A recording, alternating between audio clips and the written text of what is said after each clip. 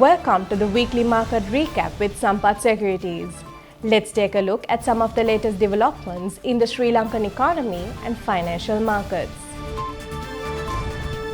The International Monetary Fund has slightly lowered its global economic growth forecast for 2026 while warning of significantly higher risks if the Middle East conflict intensifies. According to its latest World Economic Outlook report, global growth is now expected to reach 3.1% this year.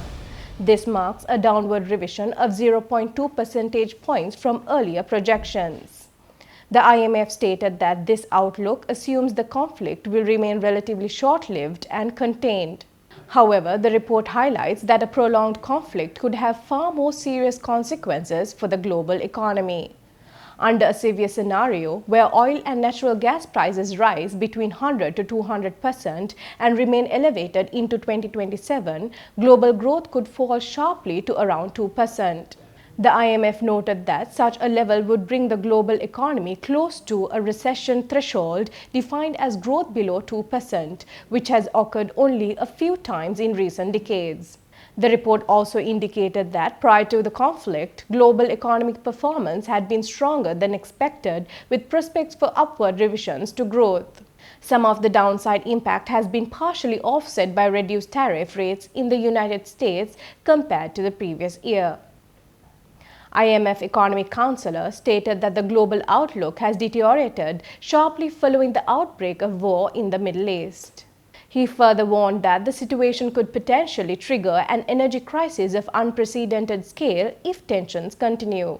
Overall, the IMF emphasized that the trajectory of global growth will depend heavily on how the conflict evolves and its impact on energy markets.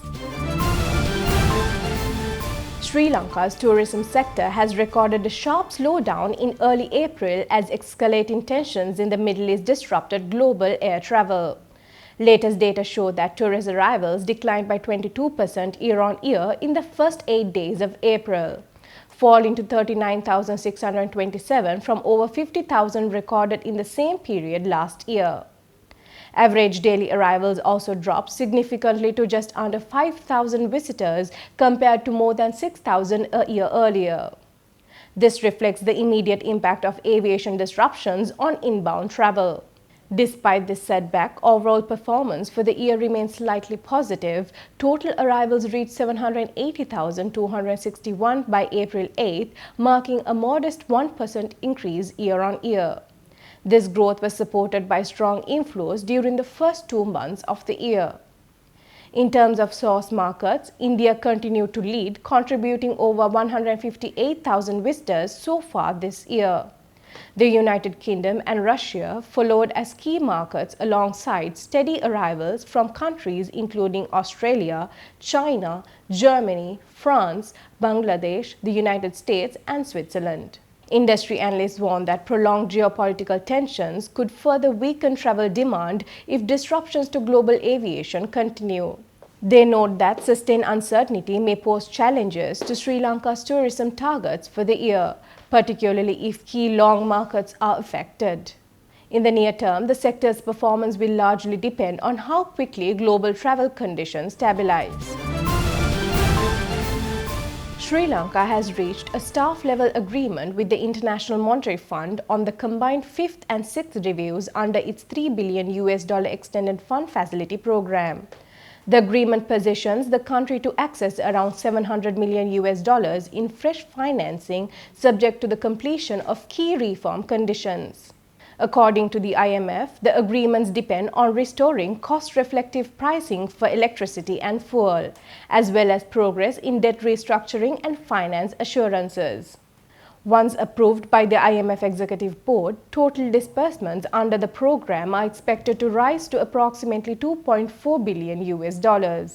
IMF Sri Lanka's mission chief stated that the Executive Board is likely to take up Sri Lanka's review in May or June, by which time the required prior actions are expected to be completed. The IMF noted that Sri Lanka's reform program has delivered measurable progress. The economy expanded by 5% in 2025, while inflation returned to positive territory at 2.2% year-on-year in March. Gross official reserves also increased to around $7 billion by end March 2026. Fiscal performance improved, supported largely by high tax revenues, particularly from motor vehicle imports. However, the IMF cautioned that risks remain elevated. The ongoing Middle East conflict has increased energy prices, disrupted tourism flows, and affected remittances, while reconstruction needs following Cyclone Ditwa are placing additional pressure on public finances. Against this backdrop, the IMF emphasized the need to continue fiscal consolidation through stronger tax compliance, broader revenue measures, and disciplined government spending. It also highlighted the importance of maintaining cost-reflective energy pricing while ensuring support for vulnerable groups through targeted measures. The IMF further stressed the need to safeguard central bank independence, rebuild foreign reserves with exchange rate flexibility, and address financial sector risks, including non-performing loans and vulnerabilities in smaller finance companies. In addition, governance reforms, anti-corruption measures, and structural reforms in trade, digitalization, and labor markets were identified as critical to sustaining long-term economic growth. The IMF indicated that Sri Lanka's reform agenda has produced encouraging results so far, but maintaining momentum will be essential to strengthen resilience and ensure a stable and inclusive recovery. Sri Lanka's worker remittances have recorded a strong increase in March 2026, continuing a steady upward trend seen since the country's economic recovery. According to official data, remittances rose by 17.5% to $814.8 million in March 2026.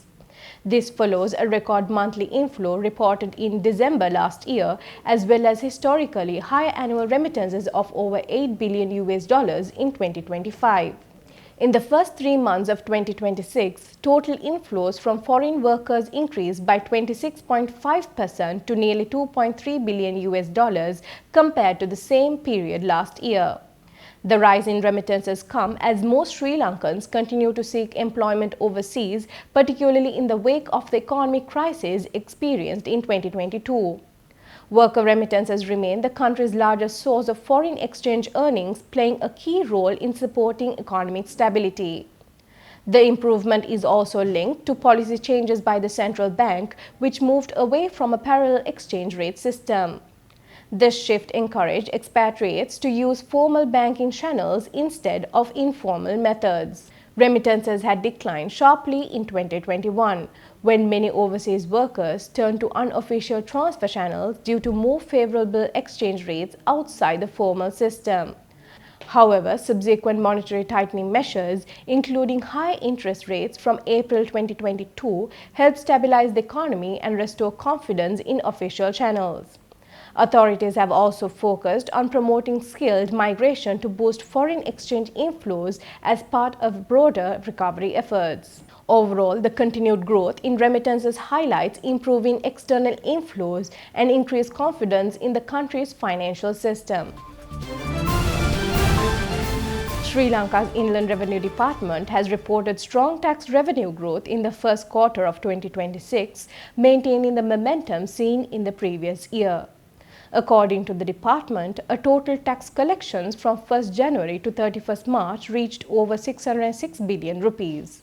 This marks a year-on-year increase of 17.7%. IRD Commissioner General stated that all major tax streams contributed to the growth. These include income tax, value-added tax, and the Social Security Contribution Levy, which recorded solid gains during the period. The department attributed the increase to continued economic expansion and strengthened tax policy measures. It also highlighted improvements in tax administration and enhanced compliance efforts. Officials noted a notable rise in voluntary compliance, indicating growing taxpayer confidence in the system. Furthermore, the Inland Revenue Department stated that revenue collected in the first 3 months has already reached nearly 25% of its annual target for 2026.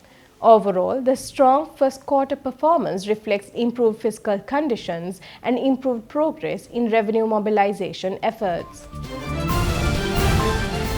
Let's take a look at this week's Treasury Bill auction results. With the recent Treasury Bill auction, the 91-day T-bill rate stands at 8.15%, up by 20 basis points. The 182-day T-bill rate stands at 8.22%, up by 8 basis points, and the 1-year T-bill rate stands at 8.52%, up by 7 basis points compared to the previous week. Thank you for watching. We'll be back next week.